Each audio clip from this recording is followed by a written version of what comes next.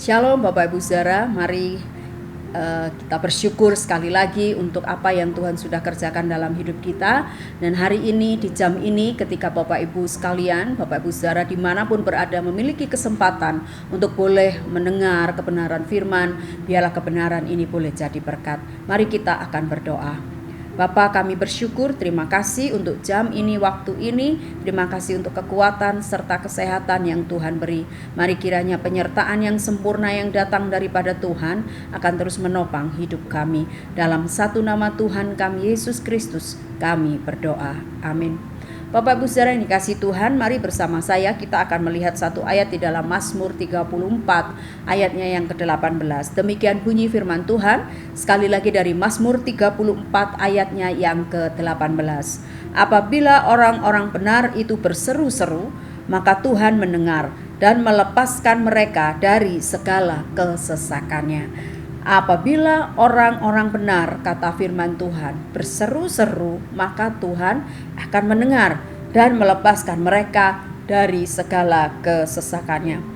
Bapak Ibu Saudara yang dikasihi Tuhan, dalam kebenaran firman Tuhan ada kisah yang saya kira kita semua sudah cukup mengenal dan sudah sangat familiar kisah ini, yaitu ketika ada seorang perempuan berdosa membasuh kaki Yesus dengan air matanya. Hari itu kemudian dia datang, dia menangis, dia tahu dia sadar diri, begitu artinya bahwa dia bukan orang yang berkenan, dia orang yang penuh dengan dosa dan dia menganggap diri mungkin tidak pernah layak begitu. Tetapi ketika dia menghampiri Yesus, dia menangis di kaki Yesus dan kemudian dia menyeka dengan rambutnya. Ini bicara tidak sekedar sebuah penyesalan, Bapak Ibu Saudara, ada tangisan di sana. Ini tidak hanya bicara tentang betapa situasinya betapa menyedihkan begitu, tetapi bukan sekedar air mata yang keluar. Saya kira dari seorang wanita inilah tangisan air mata yang membawa kepada kehidupan. Kenapa demikian? Sebab ketika dia sadar bahwa dirinya sebetulnya adalah bukan orang yang baik, bukan orang yang berkenan, bukan orang yang sepatutnya begitu ya, dia orang yang penuh dengan dosa. Dia sadar bahwa dia nggak layak sebetulnya. Tapi ketika dia datang kepada Tuhan, dia menyesali apa yang sudah terjadi di dalam hidupnya.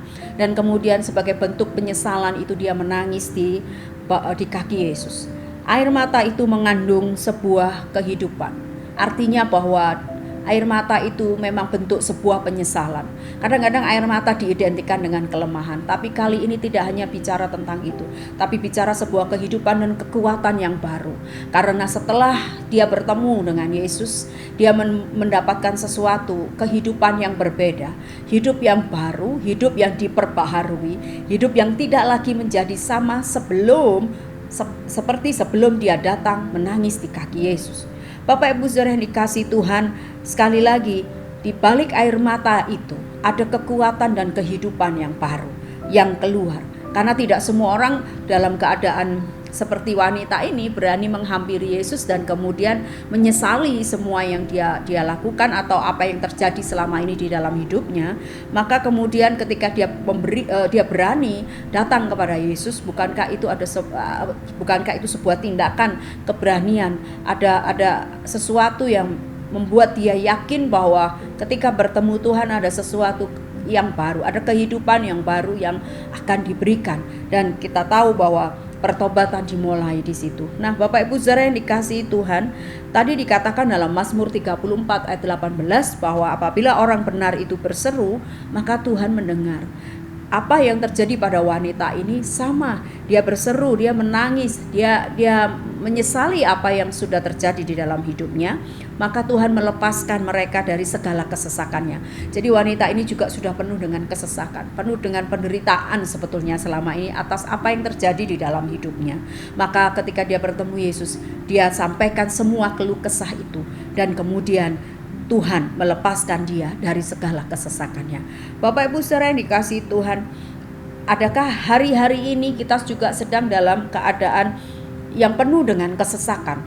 Mungkin beda kasus dengan apa yang dialami wanita itu, tapi mungkin kita punya persoalannya sendiri-sendiri sehingga membuat kita menjadi begitu sesak, kita rasanya nggak bisa lagi berkata-kata, bahkan dalam doa-doa pun kadang kita sampai kehilangan kata-kata.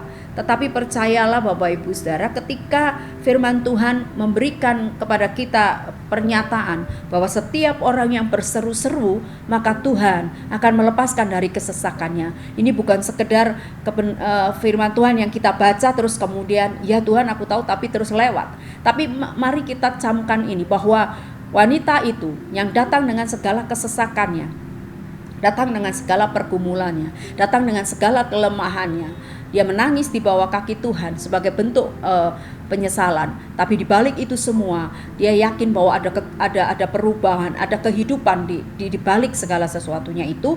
Maka kiranya itu menjadi iman yang sama, menjadi pengharapan yang sama. Mungkin hari ini kita sudah meneteskan begitu banyak air mata, tapi percayalah setiap air mata yang kita curahkan di hadapan Tuhan, itu bukan bicara tentang betapa kita nggak berdaya dan lemahnya kita.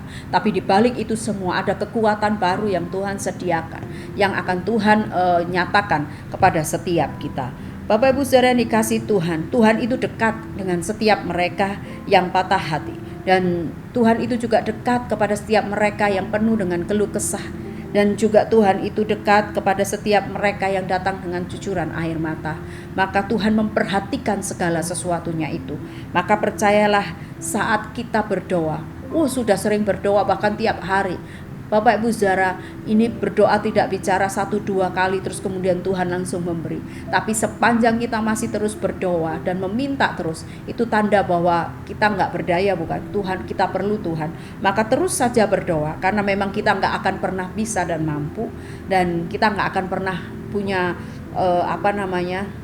kekuatan yang lebih gitu ya, karena bagaimanapun di dalam doalah kita mendapatkan kekuatan yang baru itu. Mari kita terus curahkan apa yang menjadi isi hati kita, dan menyerahkan sekali lagi, berkali-kali dan ratusan kali mungkin kita dengar bahwa semua harus diserahkan kepada Tuhan. Kenapa kita tidak terus mengambil bagian itu? Jangan sampai lelah karena kita ngerasa rasanya belum ada jawaban. Lihat wanita itu, dia tahu dia penuh dengan kesesakan, maka dia lari kepada Tuhan, kepada Yesus. Dia tahu ini alamat yang paling tepat. Oleh sebab itu, Bapak Ibu Saudara, mari kita datang kepada Tuhan hari ini sekali lagi.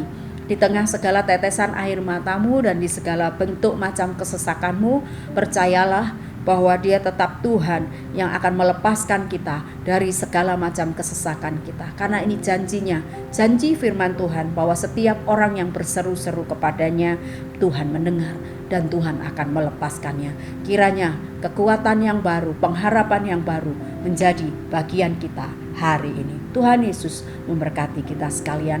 Mari kita berdoa. Tuhan, terima kasih kalau saat ini kami boleh diteguhkan kembali. Biarlah setiap seruan kami di tengah segala macam bentuk macam kesesakan kami, mari Tuhan Engkau hadir, Engkau mendengar dan Engkau memberikan kelegaan, memberikan kehidupan yang baru, yang berbeda. Terima kasih Tuhan untuk teladan firman yang boleh kami dengar. Kiranya Roh Kudus terus bekerja dan Roh Kudus terus akan menerjemahkan ini dalam hidup kami. Terima kasih, berkati Bapak Ibu Saudara kami dimanapun mereka berada dalam segala macam pergumulan hari ini. Dalam nama Tuhan Yesus kami berdoa. Amin.